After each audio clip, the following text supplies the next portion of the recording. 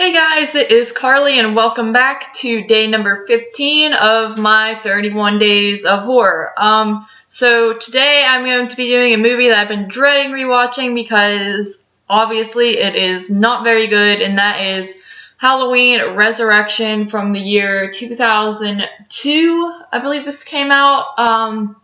Halloween Resurrection basically takes place after the events of H2O. Once again, it's basically just a sequel to H2O and nothing else. It follows 1, 2, then part 7, and then part 8, they're all together.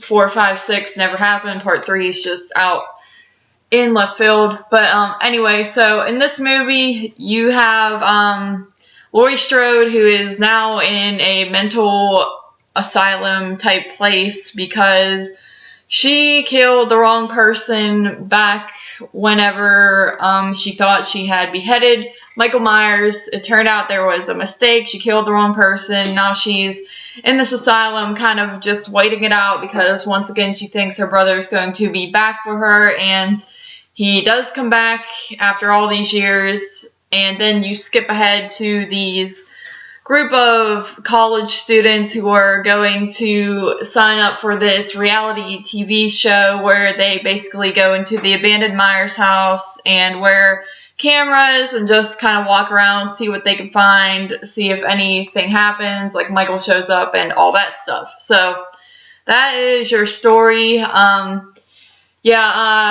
was younger, I tolerated this movie. It wasn't too bad to me. I didn't really know any better, but now it's like I never really want to put this one on. It's just everything about it I just don't really like at all. There's really not many redeemable qualities.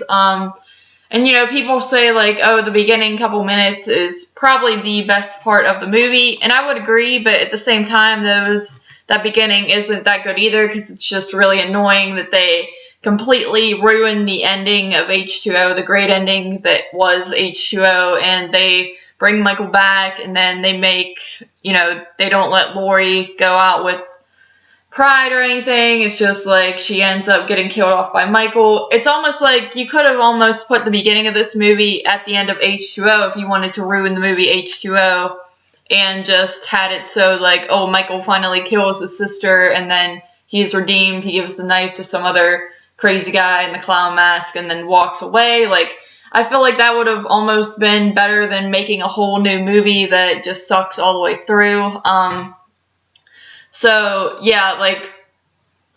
Really the only good parts about this movie is I never minded the main character, Sarah. Get down, kitty. Sorry about that. But the main character, I think her name's Sarah. Yeah, I thought she does an okay job as kind of, I guess, the final girl of this movie. I don't mind her, but all the other characters are really annoying. I hate the blonde chick who thinks she's going to become a big star. She keeps, like, trying to get the cameras on her, and she's just all overly excited. And then Busta Rhymes was a terrible choice for this movie. H2O gets, like, a rapper like LL Cool J for, like, comic relief, and that works out fine, it's no big deal, but when you try to put like this guy in here, make him like the tough guy, like the badass of the movie and like the hero basically who fights off Michael Myers, it's just really lame and really annoying, really cringy. So nothing really good about that. Then you have, of course, like Tyra Banks, just like this random cast, and I just find all of them to be really annoying and unlikable. And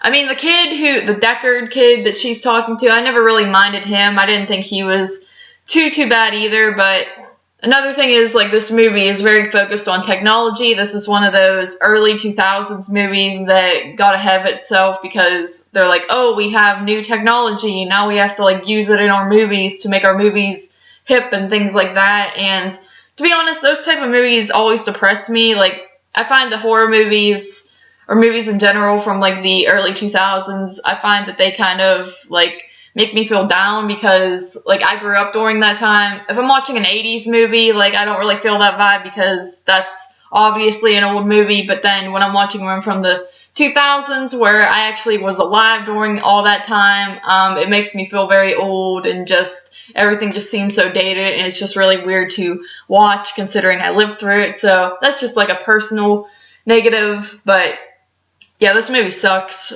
It's crazy that the guy who directed part 2 also did this one, and it's crazy that they wanted to make more sequels after this one. Like, not only did you ruin the good ending that was Halloween H2O, but then you're just going to continue on after this terrible movie. Obviously, they did not. They ended up doing a reboot, thank God, but still, it's just, everything about it was just like a major mistake. I think it's probably like the worst movie out of any of the franchises, with, I don't know, Texas Chainsaw Next Generation is a close second. They might be tied for that, but yeah, I really don't have much else to say about this one. It is not too good. I give it a 2 out of 10.